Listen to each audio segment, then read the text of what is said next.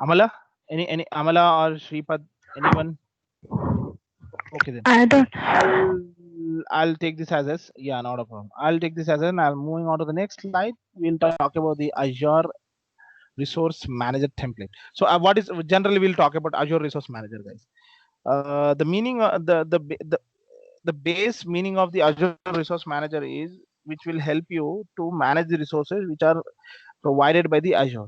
But how how these management can be possible and achieved by Azure Resource Manager is something that you have to understand.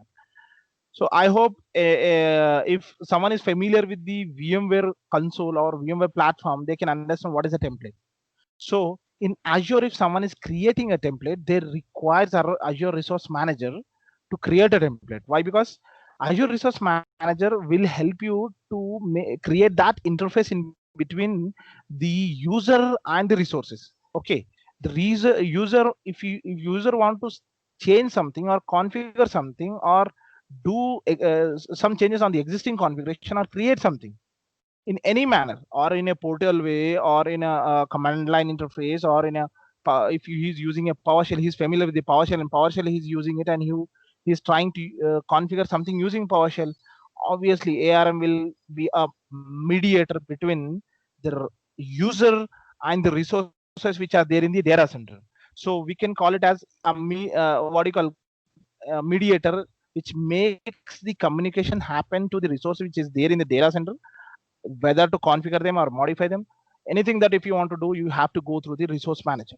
Only thing is that there are different ways of controlling the resources where Azure Resource Manager can communicate. So if you are changing something on a portal, JSON is the language that helps you, that commands the Azure Resource Manager to modify something on the platform. Okay, on the data center. But whereas CLI, if you go for CLI, if you was pushing a command on CLI, what command will do is it will say the Azure Resource Manager to change something on the data center on the platform. If in order to a better understanding, I will show you a picture where you can see what is Azure Resource Manager. See this. See in management experience, if you see, we have portal, CLI, and SDK. Okay, so if someone wants to change something on the customer location on the data center, if you see, if you want, if someone wants to tune something or create something or manage something, the Azure Resource Manager will hold everything related to that particular resource. For example, if for example I'm an X person, I don't have control on the resource which is there on the data center, and I want to do some changes. What Azure Resource Manager do? It will authenticate me. It will understand whether this guy has access to that level, to that extent, so that he can control that particular resource which is there in the data center. So that's where the resource managers will do the job and make that possibility happens, and that communication happens between the portal or CLI or SDK to the what do you call resources which are there in the data center. So that's how the resource managers will help you to do the job. So guys, did you get the do you get the clarity what is Azure Resource Manager?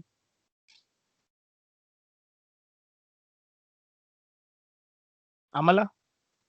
Yes.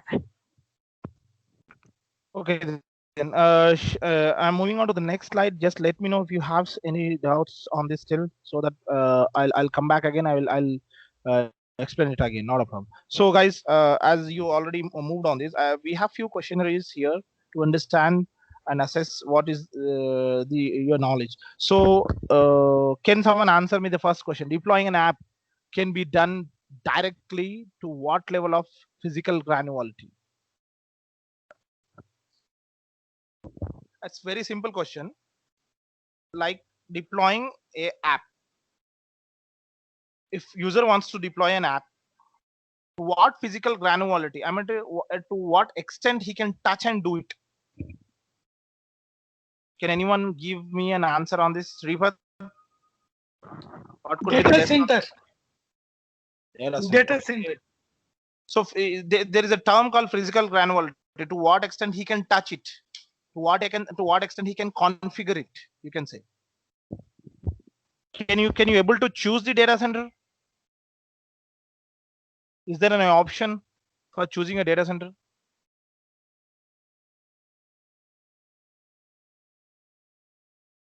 Amala, can you give it a try? Yeah, I'm also choosing data center because data center is the place to hold the data. So if you want to create a virtual machine, like we can store those data in data center, I think. Okay, let me freeze this answer. We'll discuss if why it is, if it's true, why it is true, and why, if it's wrong, why it is wrong. Okay, we'll go with the second answer. That is second question. That is to use the Azure data center that made available with power, cooling, networking capability independent from the other data center in a region. Choose a region that supports. So, what kind of configuration it is? To use the Azure data center that are made available with power, cooling, networking capabilities, independent from It's other Avail- data center. avail- availability zone. Okay, cool. So let's freeze the second answer as well. We'll go with the third question. Application availability refers to what? What is the exact meaning of application availability or any system resource availability? What is that it defines?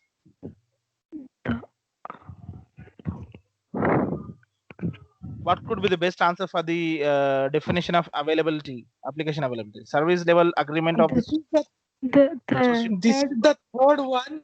The overall time that system is function and working. What do you say, Amala? Yeah, it's correct only. Okay, Third one. let's see what are the answers. So guys, see the first answer which you have said it's a data center. Guys, you don't have an option to choose the data center. You have only the option to choose the region where you want to deploy. It's up to again to Azure to in which data center your resource is going to deploy. Okay, if you are choosing a region under region there will be multiple data centers. In which data center it is going to land is something that Azure responsibility, but it is been provided to the user to choose the region where he is willing to deploy. Okay, so if you see that Azure organizes the infrastructure around regions, which includes multiple data centers, and you can pick the region you want the resources deploy into. You can't select a specific data center or a location within a data center. Okay, okay, got it. So the so second and the third one is absolutely true. Why? Because availability zone can only make that feature. That is the only feature which makes the difference between one data center to other data center with aspects to power, cooling, and networking capabilities. And the best definition of application availability is the overall time that system is functional and working. So the time that a system is working is referring to an application availability. Obviously, this 100% true answers, guys. So if you want to deploy or if you want to create any VM, the users only can see what is the region where you're going to deploy. You can't select another options. Okay, that's how it is. We'll go with another questions, guys. That is Azure dashboard. I hope this we haven't discussed, so I'll tell you the answers. Azure dashboard is stored as which type of file? It's JSON, guys. JSON is the mediator platform in the Azure which sets the code and stores the dashboard template in JSON language. Okay, so in Azure Advisor provides advice on which of the topics. Again, it's kind of what do you call a recommending tool. So that will be that will help you to understand what is the best practices and securities for your services. Like example, if you're consuming the server and you don't have much resources which can handle the pressure, so it will tell you increase the resources which is allocated to that particular server. Or if server is been accommodated with too many resources but it is not getting as expected and you are paying high amount of too much of amount and which is no of use, then Azure Advisor also will help you to share that information stating that that you have configured this particular server but it is not been utilized up to the mark. It will also suggest you to remove some resources so that it can cut down your expenses. Now the third one is the true and false questions, guys. That is, Azure Cloud is an interactive browser accessibility shell for management resources. Azure resource. Yeah, obviously, guys. The shell is very interactive. If you have done any mistake in the command line, or if you have scripted something in a different way, and you're not able to find what is the fault, the PowerShell will help you to understand that this particular line is not meeting that particular command and it doesn't have the syntax. It will also show you what is the problem in the command line that you have been trying to execute. So it's very interactive. That is true answer, guys. That's where you can see the answers, guys. You just go and read away the understanding also. Azure dashboard are stored on JSON file, which allows them to upload and download to share with other members of the Azure directory. So you can download this Azure template in JSON file and you can share it to the other guys so that they can upload and they can also see the same dashboard as you are seeing it.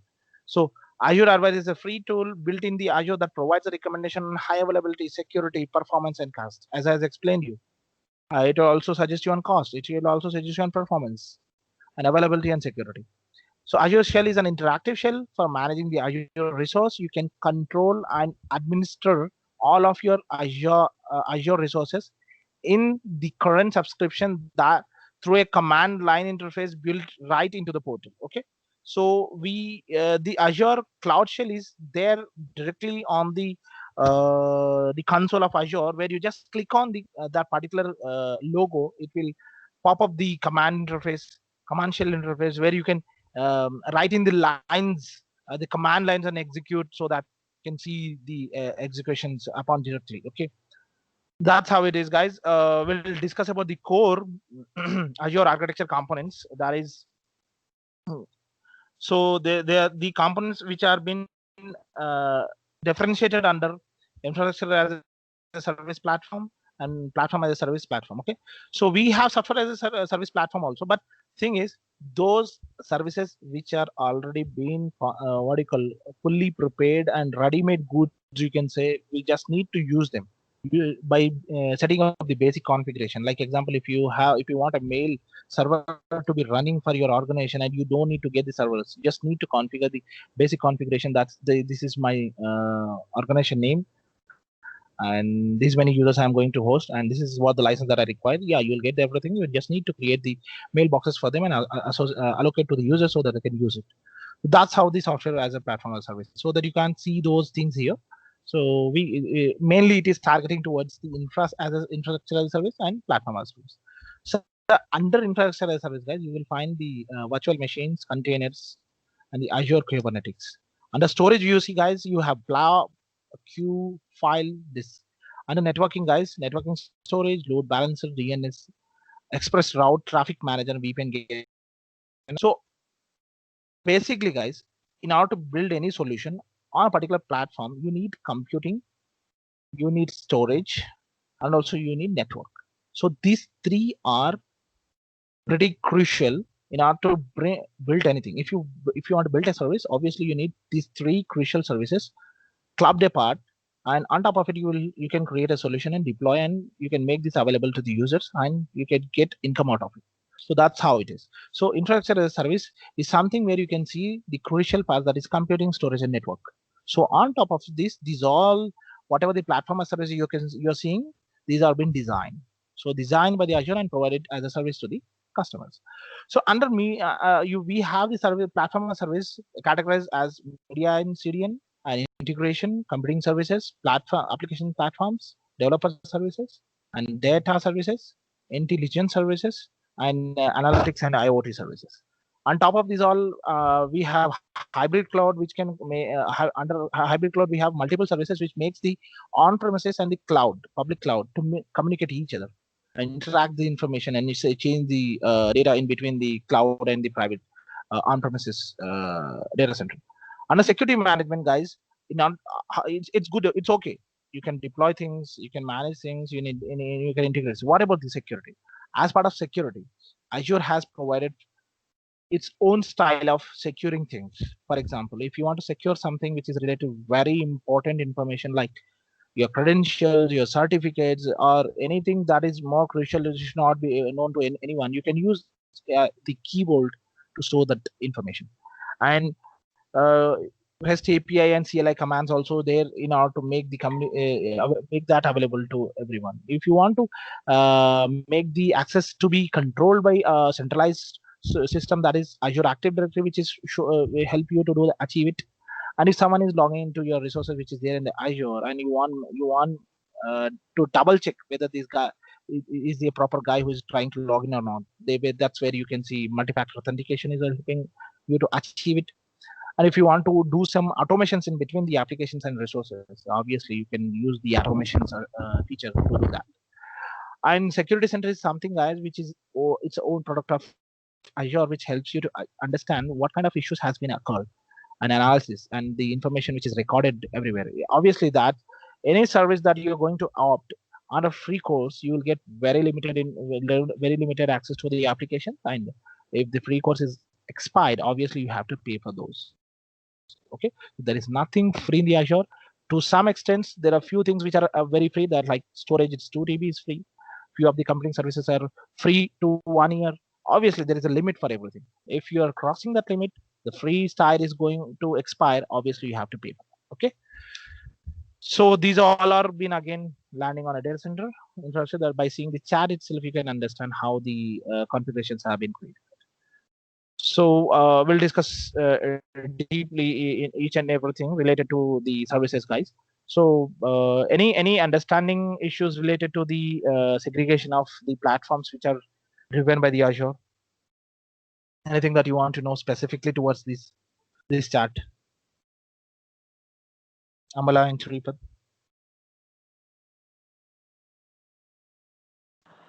No.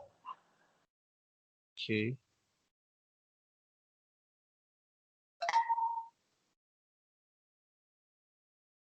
Okay, just a minute.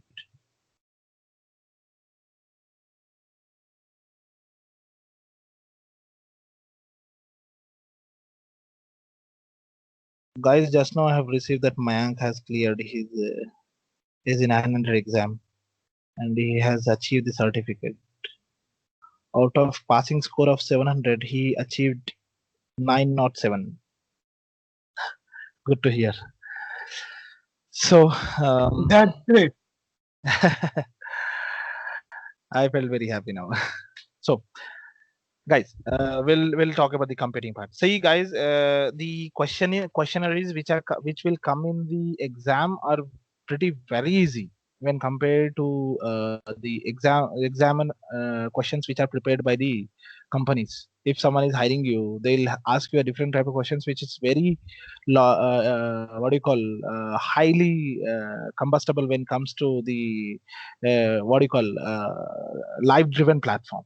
So it is not that easy to predict the answers of the companies, but it's very understandable easy to predict the answers of the Azure. Why? Because Azure always asks the things on a standard basis, like what is this and what is that, if compared to 900. But when 104, obviously they'll ask you about the configuration part, which is again in a standard recommended way. Okay, so this is not like, if companies will not have that kind of standard recommended, they'll also follow the standards, but the only problem is they'll always see the things in an easy way where they'll make the communications and things very difficult. Okay, so that's how out of the understanding you'll get to know. Okay, so we'll see the computing one, guys. As part of computing service, one of the things which have been driven by the Azure, the computing service are often one of the primary reason why the companies move to the Azure platform. To justify this statement, guys, for example, if you want to host a server which is 32 GB and you want some storage of like 2 TB or 3 TB, and you want 4 to 5 Xenon processors which are been configured, and if you want to get this whole entire setup in your on-premises data center, approx the cost might cross more than 5 to 6 lakhs or 10 lakhs. Okay, what if I say I'll get you the same configuration at a cost of every day if you're running that server, I'll give it to you 90 rupees per day. Which one will you go for? Amala and Mayank. Amala and Shripat. Which one will you go for? Is it like 5 lakhs to 6 lakhs and you will get things configured Or if I say that I'll give you this entire services at a cost of 10 rupees per day, which one you go? Which one you, sorry, which one will you go?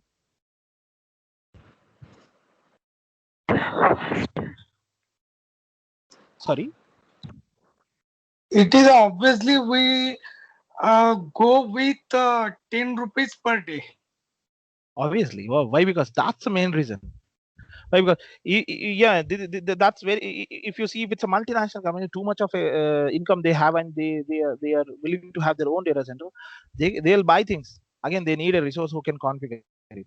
Again, they need a resource who can get that configure things into the virtualization center. Again, we need again one more engineer. Whatever the solution he want to deploy and use that, you can configure this here. Cutting this all apart, if unfortunately that the main aspect of getting that server and building it, for some reason, unfortunately that reason is laid off, and you don't want that server anymore. Obviously you can't sell that server. It is there in the in your on-premises data set. But what it here is, guys, if you're not going to use that service in this VMs which is hosted in the Azure, obviously you can remove that particular VM and you will be not charged for it. That's where Azure makes that huge difference. And that's where the companies always approach towards the cloud platform rather on the on-premises. And cloud platform also helps you to increase the size in scale in the horizontal way as well as vertical way. Okay, so Azure provides a range of options for hosting application services. Obviously, that's where it is driving its own services and applications on the platform. Here's are some examples of the computing services in Azure.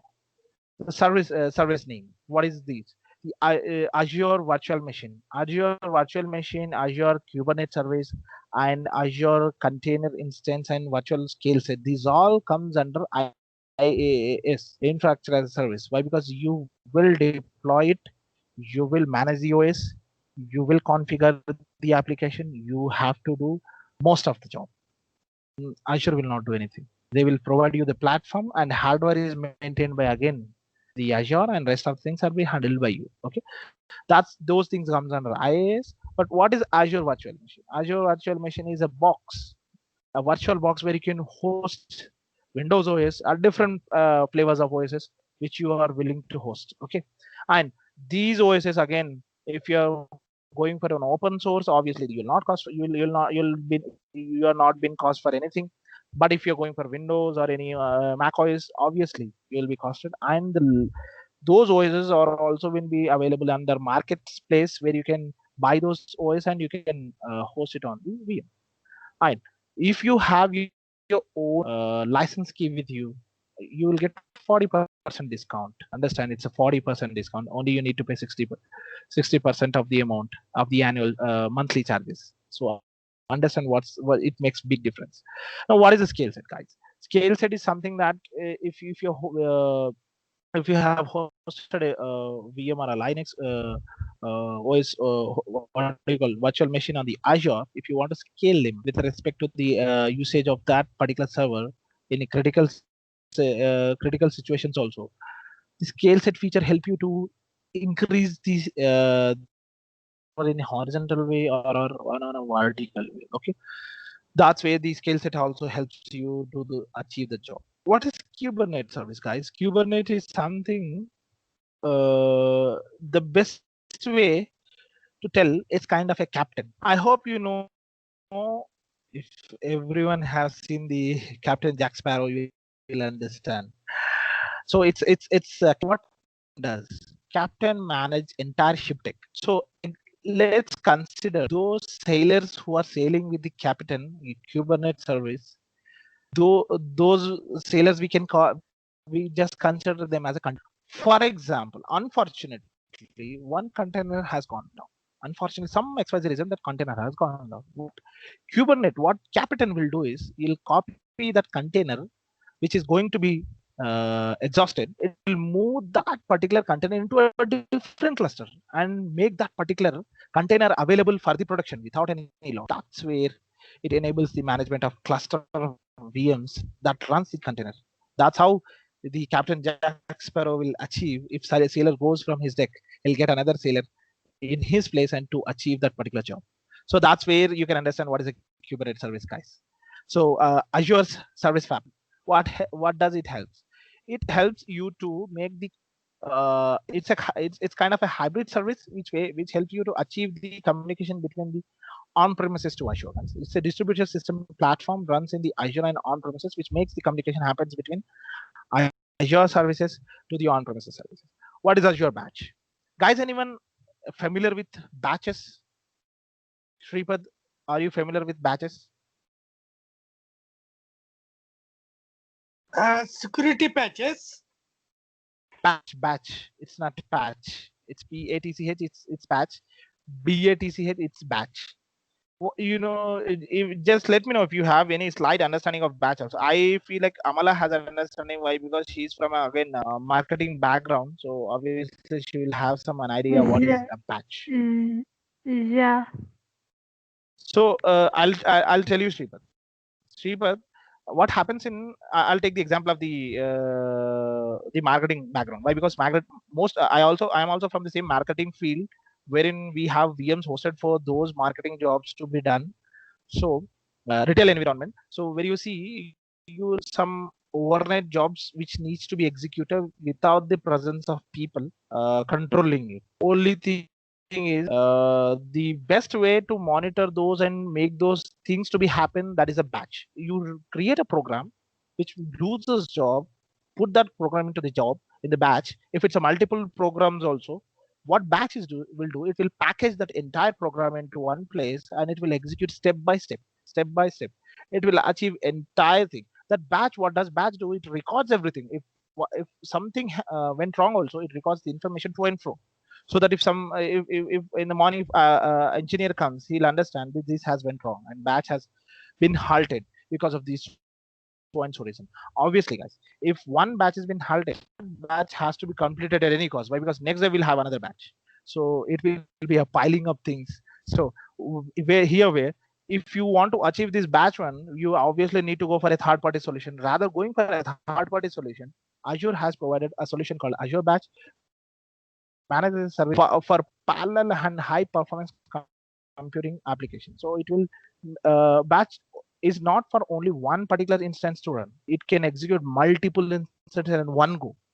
It can monitor the jobs of multiple instances in one go, and it records the information what happening on the every program. Okay, so that's how the batch will help us to do the job. And Azure Container Instance, guys, running a containerized application without a provisioning of a server. Guys, I'll show you a diagram of it so that you can easily understand what is the difference between a container and virtual machine and a function and a Kubernetes service. Okay, so Azure Function, it's kind of a serverless platform, guys, where you can run very minimal jobs. Like example, if you want to execute any script on a weekly basis or a monthly basis, if you want to control small things like any applications to maintenance scripts, those all things, basic jobs can be used. We can use the function Azure function to execute those. Okay, so guys, any understanding issues related to the computing services that have elaborated now? Anything that you want to know about these all? Any inputs or any information where you felt that I didn't understand? Guys, why I'm giving a brief description of this, because you will get a question in the Azure where you have to select what you will have 4 boxes on the left side. You'll have 4 answers. Whatever the box which is replicant to the answer, you have to drag it and you have to paste it. So you need to understand, you need to know what is Azure Fabric, Azure Batch, Azure Container Instance, or Azure Function. So you can understand, you can read the definition there and you can drag the stamp and keep it there. Okay, so that's how the question will be. So I hope you guys are following me. Any questions related to this slide, guys? Any questions related to this slide? Okay, then I'm taking this as this and moving up forward to the next slide. So as I mentioned, you guys, virtual machine is hosted on a physical hardware. On a physical hardware, you will have a host operating system. It could be anything. It could be anything.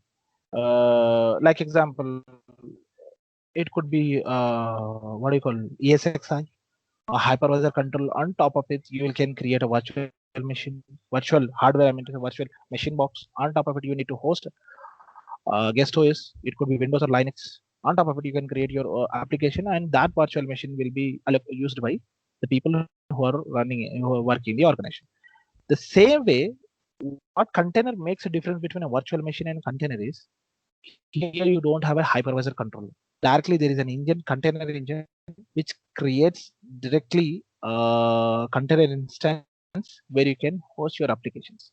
So it will be pretty faster when compared to virtual machine. Why? Because in order to interact with the hardware, if the guest OS want to interact with the hardware, it has to give the commands to the virtual hardware first, then after to the hypervisor, then after to the host operating system, then after it will go to the physical hardware. There will be no latency, but obviously it has to go through these many layers. But in the container, it directly goes to the container engine. The application commands on container engine, and directly it will go to the host operating system, and it will go to the physical hardware. So that's how the container will work again. And if you go for the function, guys, function, as I said, you very minimal jobs you can run using the functions, guys. It's a serverless operating system. On top of the what do you call the ESXi itself, you can host something and you can run. That's where we call it as a serverless operating system, serverless function. Okay, that's how it is, guys. Any clarities you guys needed related to virtual machine, container, serverless functions?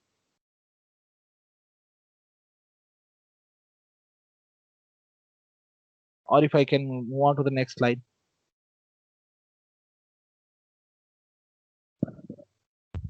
Initially, we will complete the theoretical part, post which I'll show you the practical also to some extent. So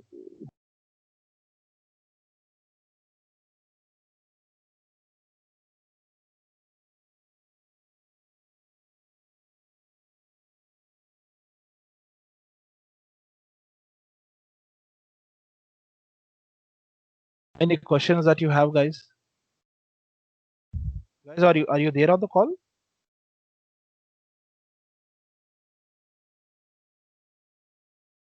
Yes, yes.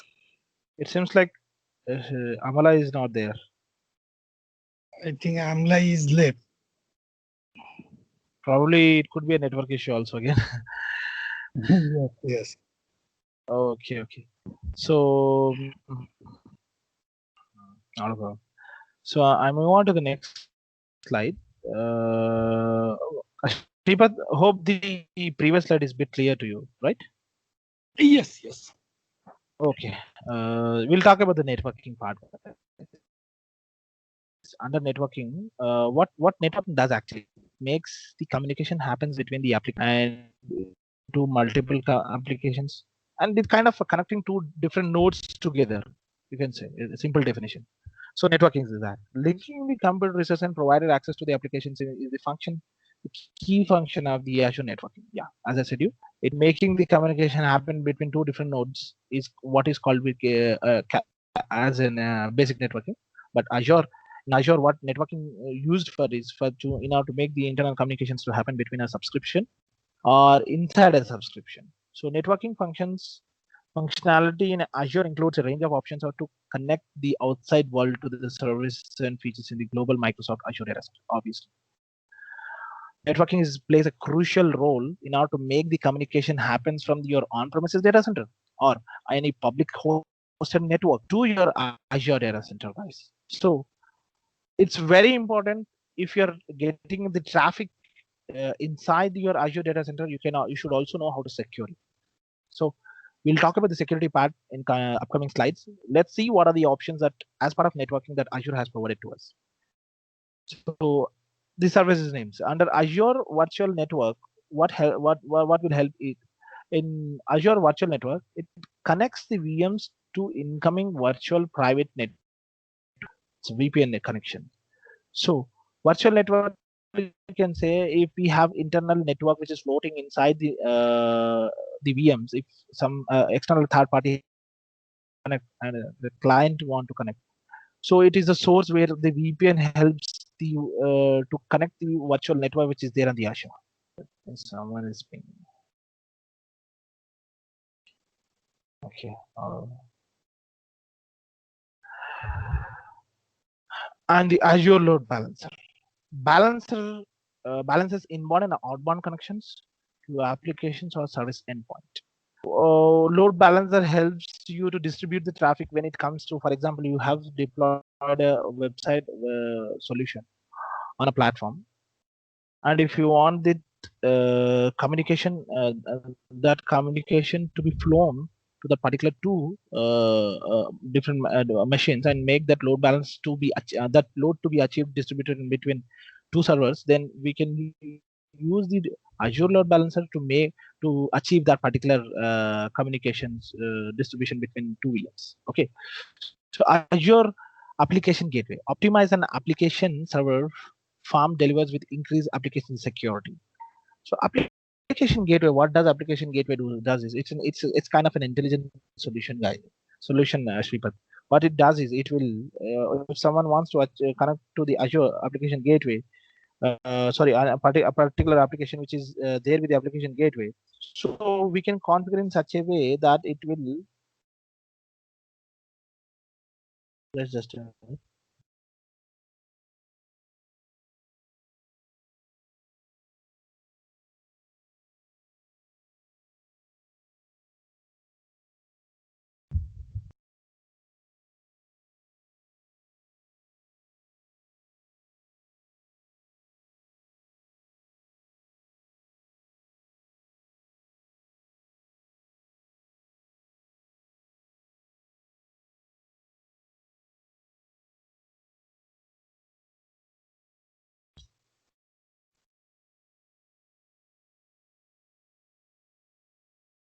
okay.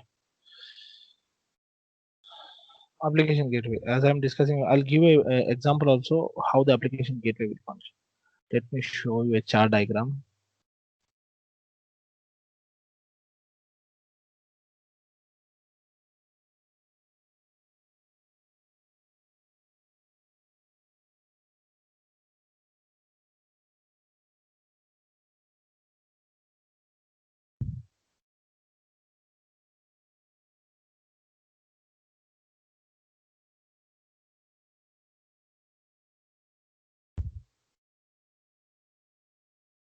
So if you see this one,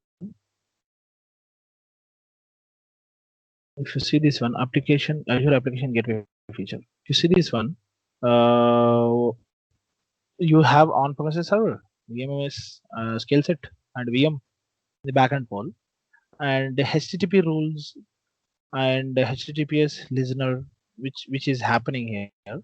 This is a front end IP.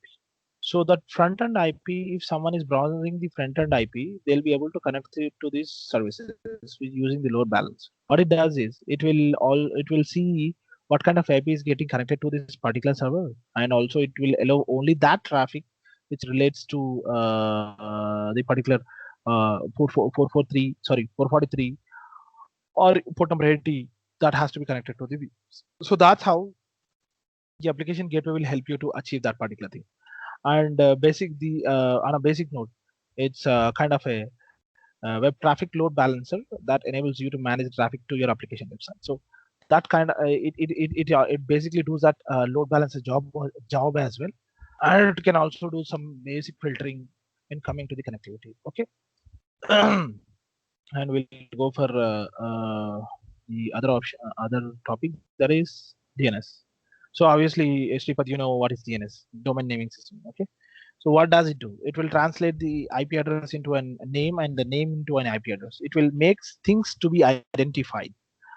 Simple on a simple note, things to be identified. If it's IP, it's an unrememberable and ununderstandable format for all human beings. When it comes to people who knows everything, obviously they can know to a certain limit, but it is not for everyone. So people will not remember the IP addresses. They can easily remember the names. So the name, if you are searching something with the name, obviously system can't understand the name, and system is the front face of the IP. That DNS makes that to happen. So DNS will understand the name, and it will provide the IP address of it, so that the connectivity goes to the particular IP address. So what, as part of Azure DNS, Azure is providing to the user. Azure is providing users the ultra fast DNS response with a ultra high domain availability. So DNS servers may never this goes down. Why? Because if this Azure DNS server go down, obviously most of the communication goes down. So there is no possibility that Azure's DNS will go down, and which will help you to achieve the connectivity easily, guys. So easily, Shripad. So what is CDM? CDN, it's a high bandwidth availability that makes the customer connect to their resources on a higher speed. If let's see one best example of the configuration of it.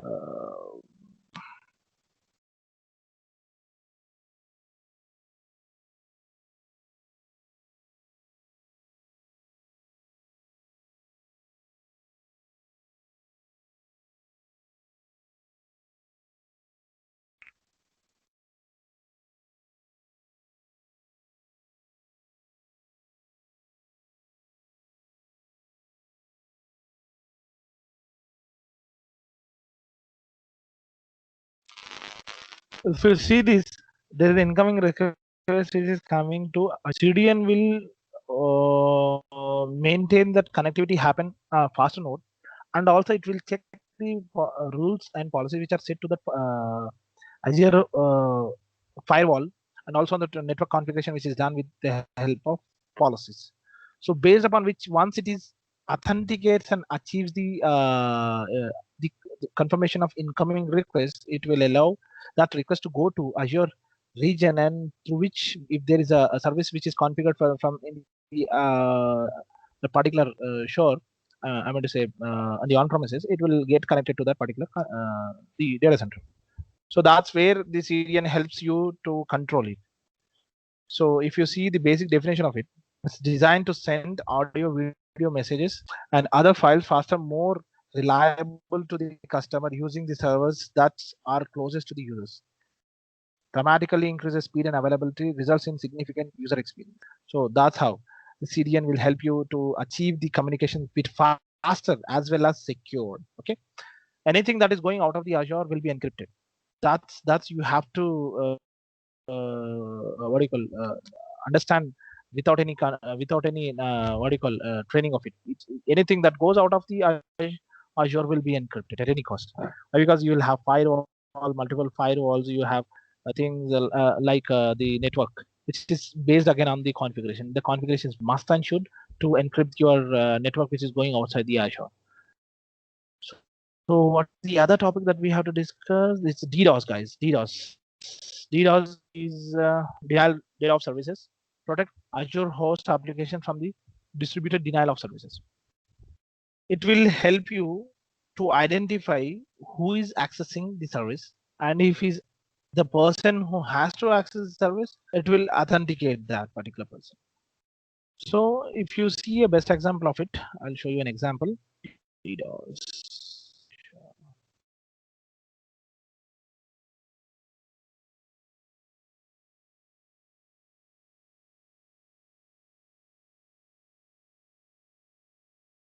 So if you see this, you get to know. Security concern. See here, distributed denial of service attacks are some of the largest availability and security concern facing customers that moves their application to the cloud.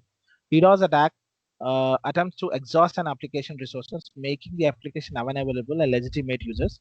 DDoS attacks can be targeted at any endpoint that is publicly reachable and through the internet. So if you see what kind of DDoS traffic it can control, also you'll see from this particular link.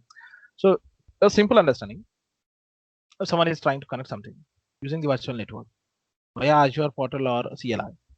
So DDoS protection standards helps that public IPs which are where someone is getting connected, if up to the public IP addresses, it will filter that what do you call basic known known attacks on a first level itself, and it will provide that communications happen to the public IP address which are hosted on the Azure. So it understand on the top of it will see the information from the what do you call the previous data that is stored on the internet. If some, for example, legitimately, if the phishing comes, the most of the phishing attacks and the normal attacks which comes to the an organization infrastructure, where we need to have some default uh, to what you call service which can filter that particular issues. So you can say DDoS is something that will help you to do that, achieve it. Again, if you're going for DDoS, obviously you'll get some free services which you can see. You have traffic monitoring and always detecting. That is, yes, you can see this table which will help you to achieve the on a free note what you will get. But on if you go for a standard service, you'll also can you can also see the real time attacks and metrics analysis and migration report. You can get all. You can also generate the flow information, and you can also get the information of best practices out of these attacks to avoid these attacks to comes to your subscription. Mala, you're back. Okay, Mala is back. Okay, not a problem. Yeah, I So if you not a problem, not a problem. Okay. So if you see the traffic manager, what does a traffic manager do? Distributes the network traffic across the Azure regional worldwide. So does traffic manager is required to be configured by you is the first question, guys. Do you guys heard about any traffic manager when it comes to internet facing any on premises? Does anyone has come across this word called traffic manager?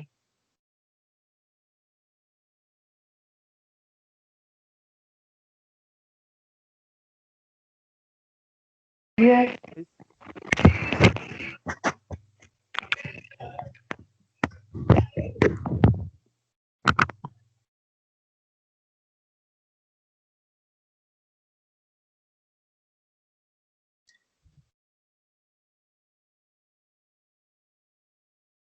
So generally, okay, not a problem. I'll give you understanding what is a traffic manager in terms of Azure.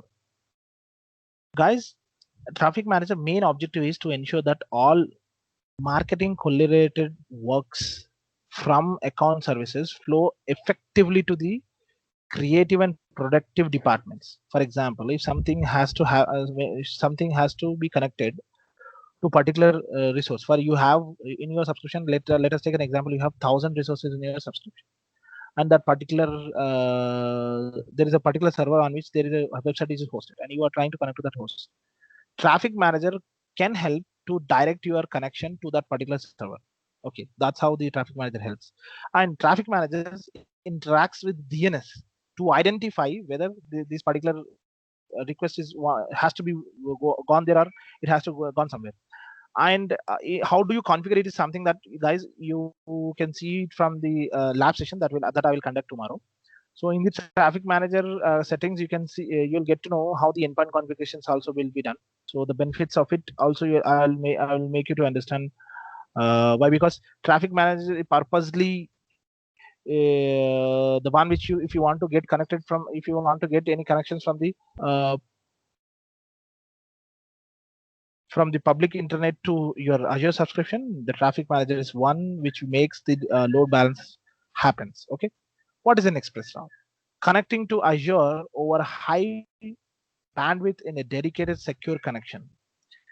Generally, the express route uses in making the communication happen between the on-premises and to the Azure data center, but there are some other benefits of Azure express route, guys. I will give you some best examples so that you can understand what is an express route.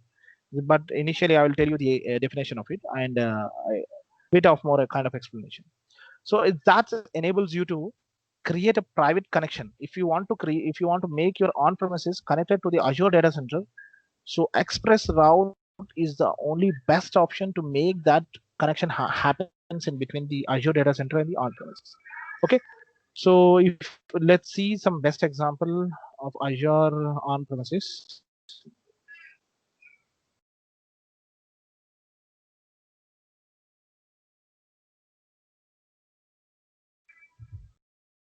Just a minute. Express route. If you see the image, yeah, best one.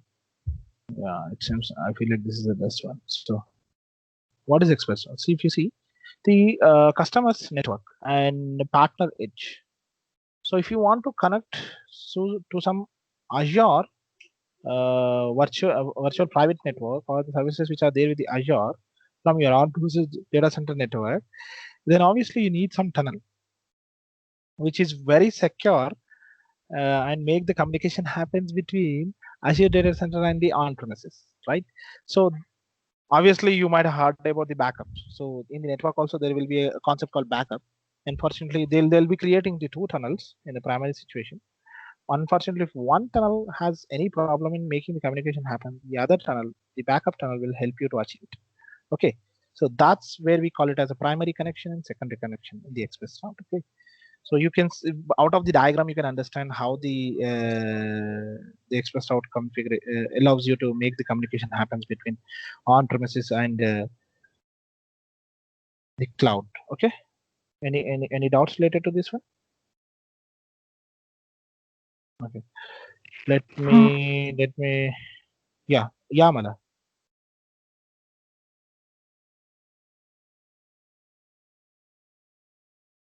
Okay, then we'll discuss about Azure Network Watcher. What exactly the job of it? It monitors all the connections which are coming to the Azure subscription, guys. If you have created an Azure subscription, you have started a service called Azure Network Watcher. What it does is it will monitor the connections which are coming to the Azure subscription, and it will it also diagnose the network and the scenario based analysis, guys. It will refer the best practices from the Azure, and it will try to fix the those issues which are there with the network. Okay, the Azure Network Watcher will help you to achieve it. And what is Azure Firewall?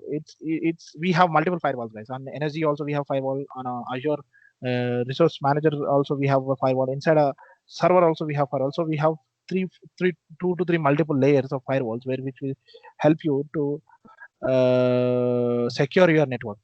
What does a basic job of firewall is to allow or deny a port communication which is coming to your network. So that's where you can secure your communication which is happening. Okay, and also in Azure in firewall you can also set in such a way that this particular subnet of IPs only can connect this to this particular subnet. So that kind of policy also can also be implemented in firewall. So that's where help you to achieve the security of your network. So Azure Virtual WAN creates a unified networking, and you have for example, you have multiple cloud subscription. For example, you have AWS, you have Azure, you also have on-premises. You want to create your own WAN network in when considered to these all communications are happening. For example, if someone wants to get connected to your network, they don't need to go to separate link. They just need to connect to the WAN network which you have configured. A remote site, you can say. If you want a better example, I'll show it on a page so that you can understand.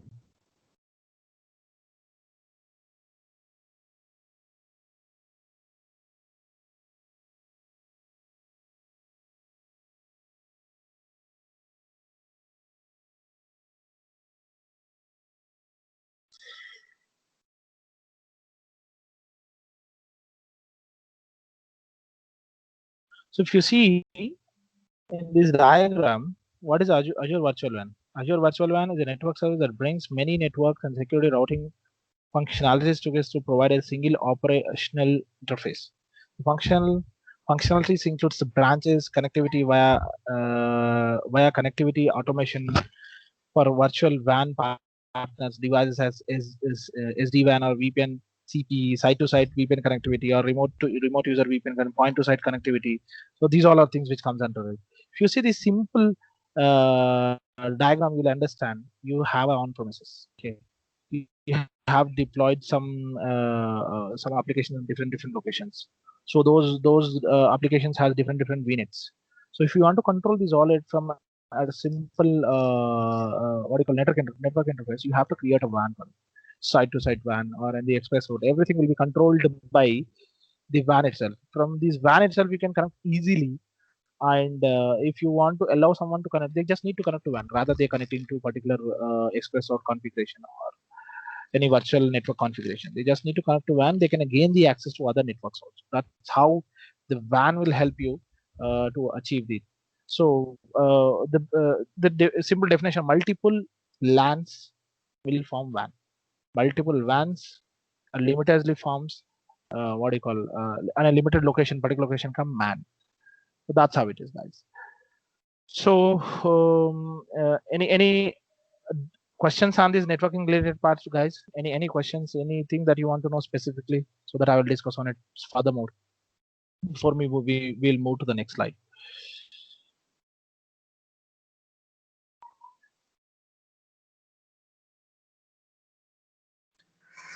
No, Guys, if I'm going bit speed also, you can block me.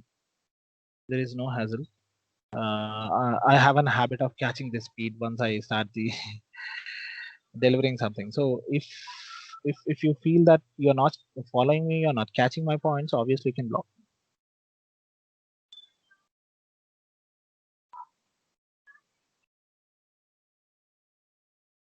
So this is about the load balancer example, which I've already shown you. This is something related to virtual network and the general way of configuring things. The express route, load balancer, the gateway. It's kind of a simple best example of the basic configuration. So we will talk about the storages, guys. Just a minute.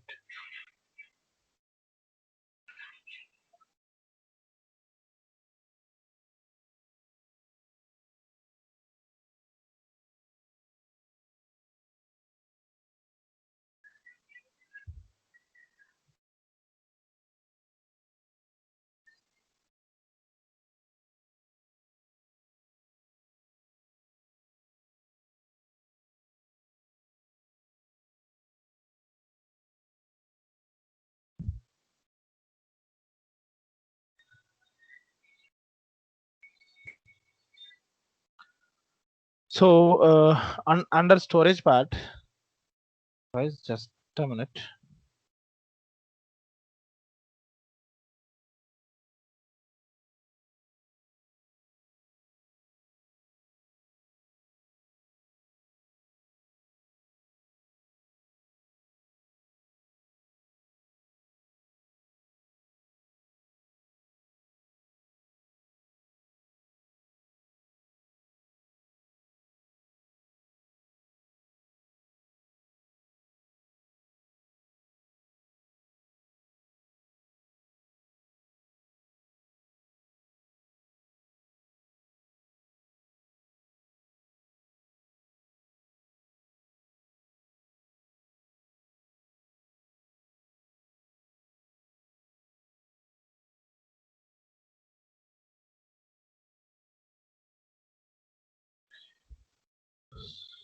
So let's connect about this one.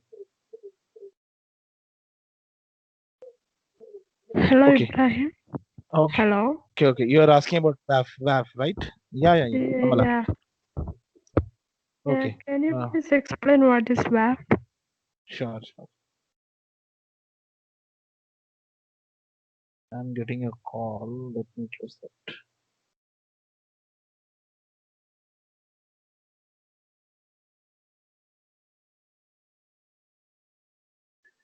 It's web application firewall. Okay. So Amala, are you able to hear me? Yeah. Okay. It's a web application firewall. Amala. Thing is, what is the use of the WAF is, it's kind of an application gateway again. Okay.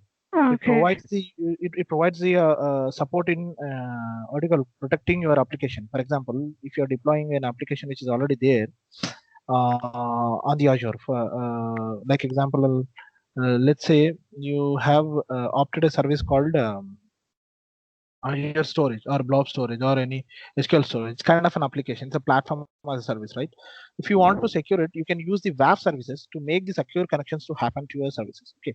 So what it does is it will help you to what do you call, control and increase the targeting malicious activities. Also, it will also protect your application from the vulnerables which are been attacking on your application or in database.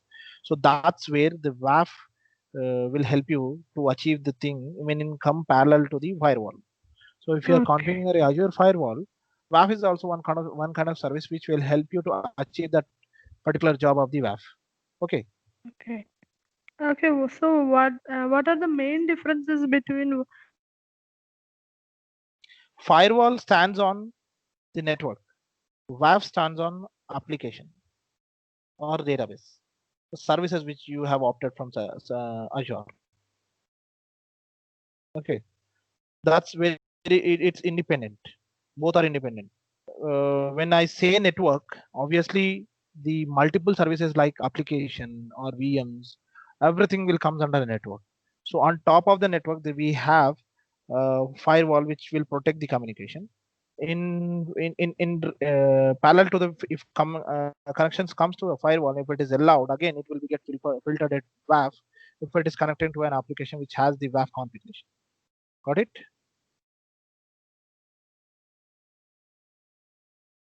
Amala, did you understand?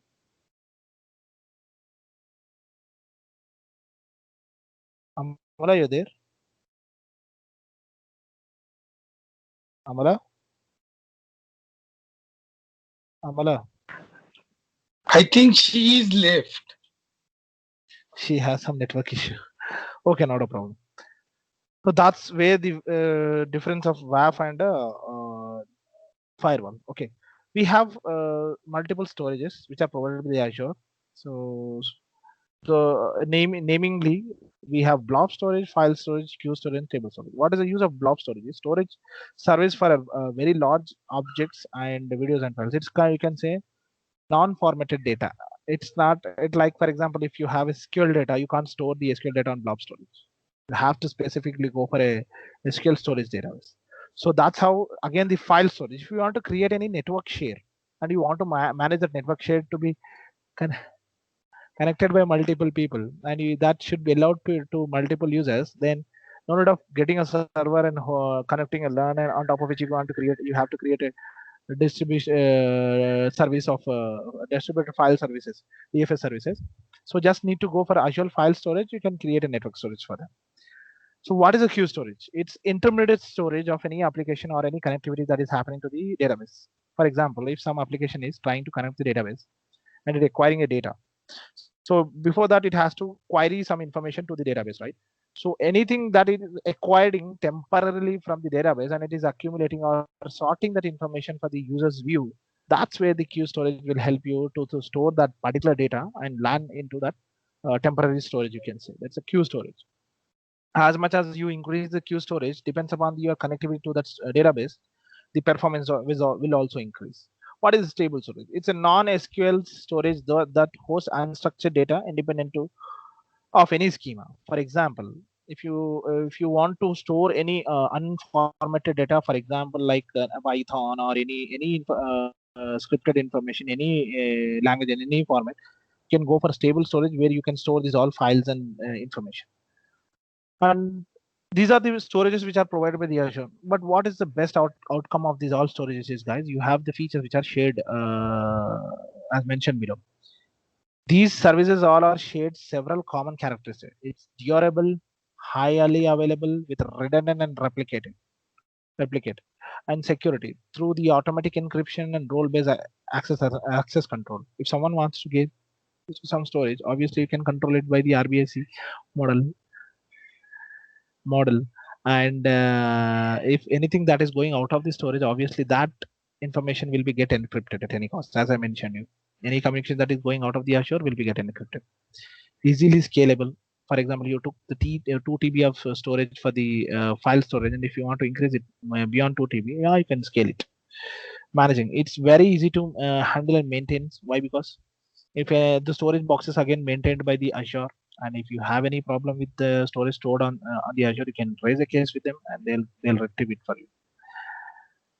Accessible from anywhere. Why? Because these storages can be accessed via HTTP and HTTPS protocol So if you are allowing this to accessible from what do you call public internet, you can make that is also possible. You can upload it the data from anywhere as well. It again depends upon the customer who is configuring something.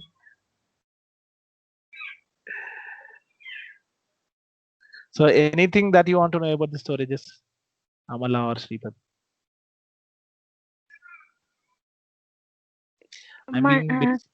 Can you please explain blob storage one more time? Actually, I have disconnected due to network issue. Not a problem. Not a problem.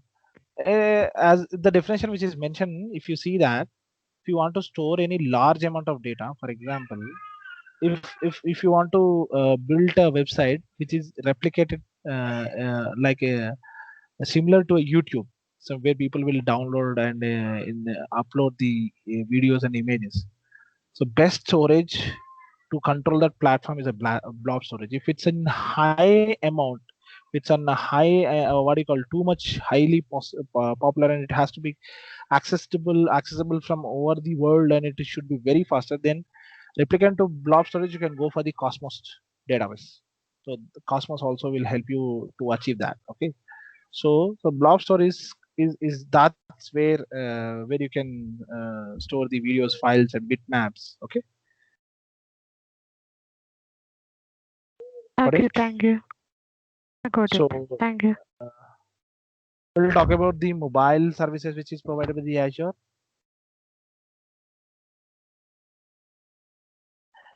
Azure enables developers to create and mobile backend services like iOS and Android and Windows platform. For example, you have an app which is there, which you have created and deployed on the Azure Play Store. Sorry, in Android Play Store and iOS app services. So if you want something to be controlled from the Azure, yeah, you can do that. You have a provision here. So you can control that data storage of that particular application and make that connectivity happen, and you can maintain the storage of that app connectivity. It's pretty easy and quickly, and MDM management is very easy in the Azure if you want to manage anything. So features that used to take the time to increase the project risk, such as adding cooperative sign in, and then connectivity to the on-premises resources such as SAP or Apple. So for example, I'll give a simple example of this. I hope you know about the Microsoft authentication application. Does anyone know the Microsoft authentication application?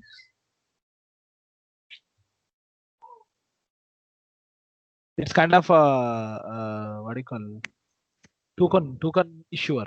For example, if you want to connect to a some particular application which is hosted on the Azure, in MFA, what does it show? It will send passcode to your mobile.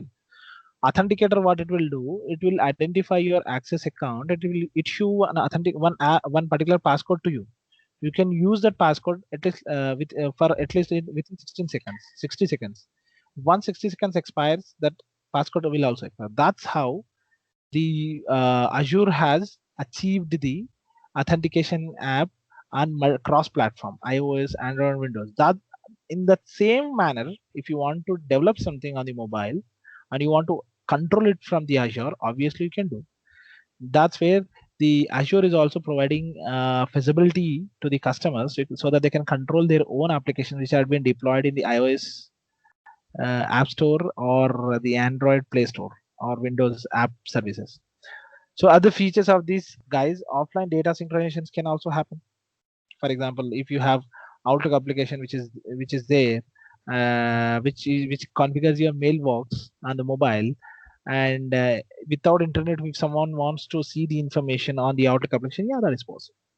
Once the mobile is online and it want to sync some data from the store, what you call cloud, obviously that is happening. That we call it as the local storage, or you can take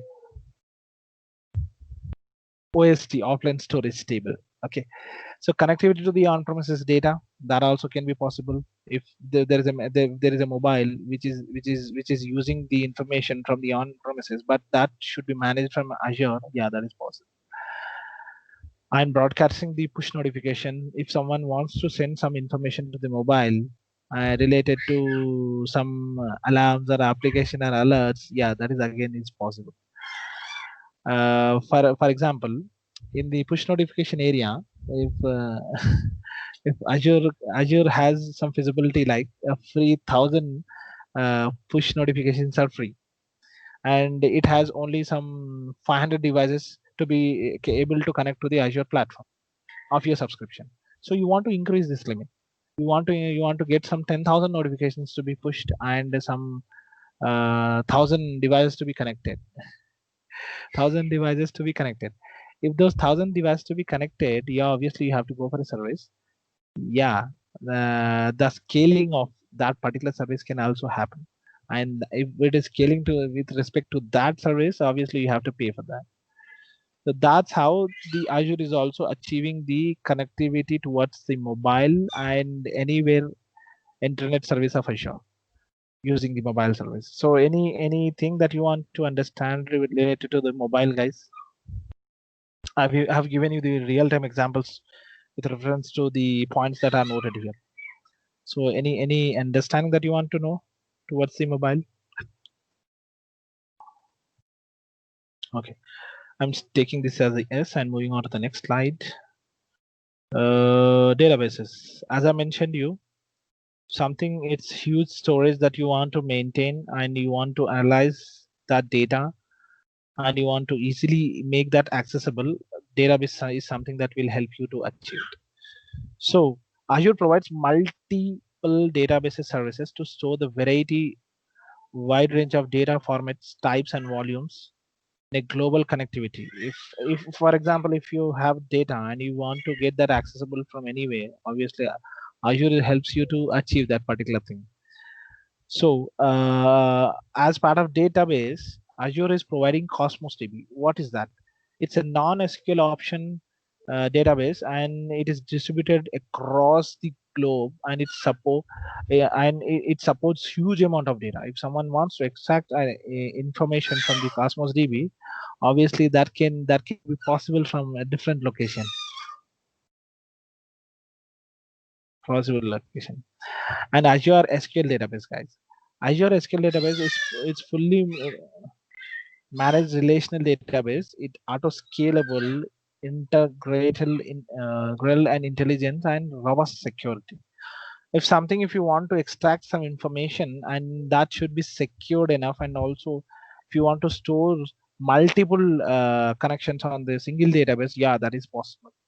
SQL database as a platform as a service Azure is providing to the users, where you can no need of any application. If you have an application, you want a database, obviously Azure provides you that database. Just need to configure the instance, and whatever the data which is generated by the application will be stored into the database, and you can extract that information from the SQL database using the on-premises tools like SQL database connection tools, and you can extract the tables. You can analyze the information in the in the what do you call understandable format.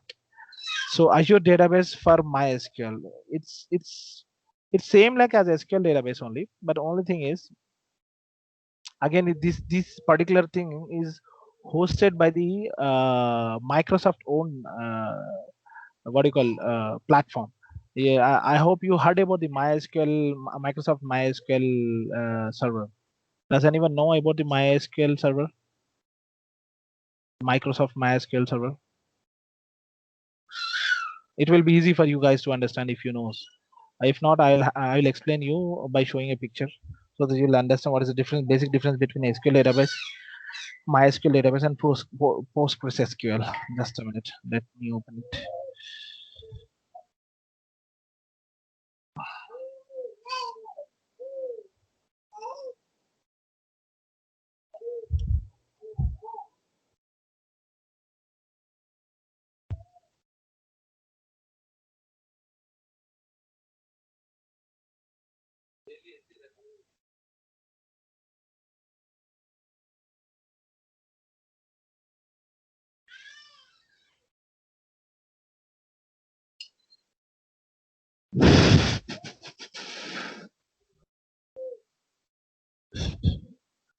If you see here, if you want to analyze any information which is there with the MySQL database. MySQL database, it's its own technology of Microsoft, and if you're storing something, it's very easy to analyze that information using the other applications like Power BI or Table or what do you call Docker or any analytical solutions. So that's where the MySQL database help you to achieve the analytical analytics part and convert them under into a visual information. So you can easily share that information and also showcase it to the management.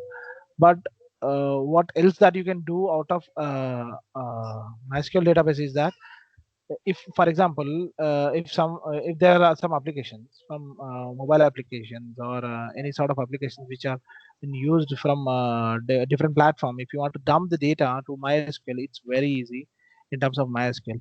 But SQL database, you again need intermediate platform to dump the data into the SQL databases. But is MySQL is something that helps that feature will be directly configured there. So Azure Database has a PostgreSQL, guys. Does anyone know about PostgreSQL? Why? Because PostgreSQL mainly when comes to the integration part. For example, do you know? Does anyone know ServiceNow? ServiceNow tool. Yes. It's a ServiceNow ticketing tool. How in what format that ServiceNow will interact with the database? Do you know that? Why? Because it uses a PostgreSQL service itself. So why PostgreSQL service that ServiceNow uses? Because it is not one-way or two-way communication. It has multi-way communication. For example, if you are extracting some information, before that it get extracted, if someone also trying to get that information reliable and that relied and that particular information is extracted from some other application, so Postgres will help you to do the integration part very easily when compared to MySQL or SQL database. So PostgreSQL service will help you to make that integration happen between the application to database, application to different application to database, or application to application. So that's where the Postgres service will help you to achieve it. But as part of PostgreSQL, Azure is also providing a platform to make that integration happen to store the data or to extract that information. Okay, so SQL server, yeah. Shripad, Shripad, you're asking some question. No, sorry. SQL server on VMs. SQL server on VMs is something that we can call it as IaaS. For example, you're storing some, you want to create some SQL database, but you don't want that to be managed by Azure. Obviously, you can create one VM. On top of the VM, you can take some storage LAN. On top of storage LAN and VM, you have to host your own SQL server, and you can have to create your own database. That's how we call it as SQL server on VMs, hosting enterprise SQL server application on the cloud. So again, it's a casting thing. If you are okay with that, you can, I mean, the customer who want to host it that way, you can host. There is an again option which is provided by the Azure Synapse Analysis. Fully managed data warehouse, which is integral security to have very every level of scale at no extra cost. So synapse analysis, the best way of understanding the synapse analysis. Let me give one what do you call it?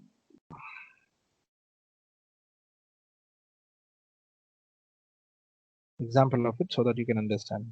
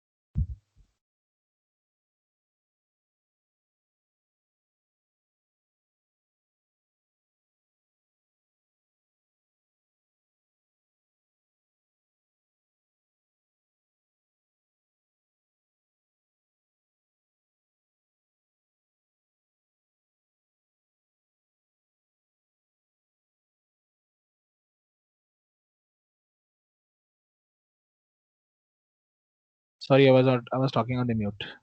So this is one of the best example of synaptic analysis. If you see here, it's one kind of odd architecture, but I'll tell you how exactly it will help you to understand. So for example, you have some requirement of big data, and you want to analyze the thing, and you want to get the analysis from the data warehouse, data warehouse, and you want to achieve the big data analysis. So synaptic analysis is the only best solution that will help you to integrate the data warehouse and to achieve the big data analysis using synaptic analysis. So that's where we can call it as the best tool that which can connect with the uh, artificial intelligence and data warehouse, and to make these all data communicated together, and to create to analyze this information which is collected in the data warehouse, and all, all these can be achieved, make this communication happen, and analysis of that stored data. If someone wants to analyze it also, then the synaptic analysis is the best solution of Azure to do to analyze the stored data in the warehouse. Okay, bit of kind I'll give some other examples also. So but this is one kind of odd architecture where you can see that someone is querying the information related to the data which is stored in the Azure data factory. So synaptic analysis is able to extract the information which is related to the photos or bings or anything, the data stored in, and it will provide that information to the user. And if someone is trying to extract the information for the BI reporting or using the PowerShell, and synaptic analysis is a mediator in you can say that will connect from the Azure data factory and data lake storage, and it will give the information to the queries which are coming from the PowerShell or from the administrator or from the BI report. So that is how it is, guys. What is the next one? Data migration service, guys. Data migration service is only used when someone is trying to migrate some data from on premises to the Azure. So this database migration service will help you to manage the data when the migration is happening. Unfortunately, if something went wrong, the Azure data migration service help you to roll back the migration that was happened till now. For example, if it is initiated at morning to, 9 o'clock and it is still pending at up 2 o'clock, something went wrong. You want to roll back the database migration which is happening, you can use this service to do the rollbacks happening. Okay, so what is Redis cache? Cache for Redis. Cache, it's frequently used static data to reduce the data and application latency. For example, I hope you guys know about the cache, which is there in the mobile cache storage, or in the cache storage which is there in the computer, which tunes the increase the performance of computer. Does anyone know about it? Apart from RAM, you also have cache storage, which will increase the performance by collecting the information on a temporary node. It's not equal to RAM. RAM is a different thing. This is also a different thing, which stores the information on a primary node and a temporary node, which tunes the performance of the application. And we also have MariaDB. It's again a non-SQL database, MariaDB. So again, the MariaDB is a service which is hosted by Azure. If you want to go for MariaDB instead of Cosmos DB or any non-SQL DB, obviously you can opt for MariaDB. So you can, but on top of it, you have to host your VM. On top of it, you have to build the service. On top of it, you have to host the MariaDB application and create the databases. That's how the MariaDB works. There is no ready-made MariaDB database created with the Azure. Azure supports MariaDB platform. That's where Azure is telling. Okay. Any doubts related to the databases, guys? No. Okay then. I feel like the uploading of data is too heavy to this one. Just go through these all things and understand. If you have any doubts, make some doubts and create some understanding towards whatever we have discussed till now, from the computing part to the databases part. After which we'll discuss some more in detail tomorrow. And after once the next part is very easy. Why? Because see, there is nothing much we have discussed about the artificial intelligence, neither about the DevOps, nor about the IoT. I will only tell you about what is the service which is provided, what is the use of the service, how it can be used. That's only we are going to discuss about. So it's pretty important that you have to know about these all databases and storage and networking and computing. So it's very important. These are the core services. So I want you guys to go through these all by your own and get some doubts prepared from me, so that it should also be a challenging. If I'm not knowing about it, obviously I'll collect more information from you. I'll share it. So Yeah, I'm hello, wrapping up Ibrahim. this session, guys. Yeah, Amala. Yeah, Amala. Yeah, regarding services, I have one doubt. Can you please explain that LAS which came in my exam? LAS, IAS, PAS, SAS, I know what is LAS. There is no such service called LAS, as I already said you on the day. Yeah, can you please explain some more? See, I'll tell you the platform-based services. For example,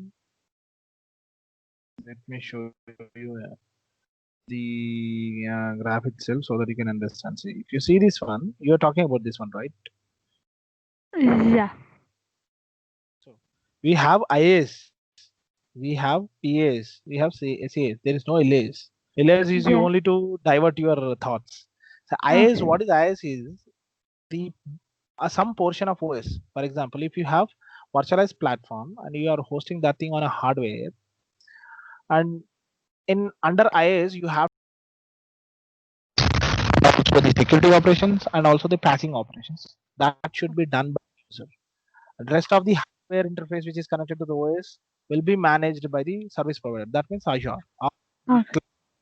cloud service provider. Platform service is only you have to bother about your data and the application hosted on the top of the platform. Nothing you have to bother about.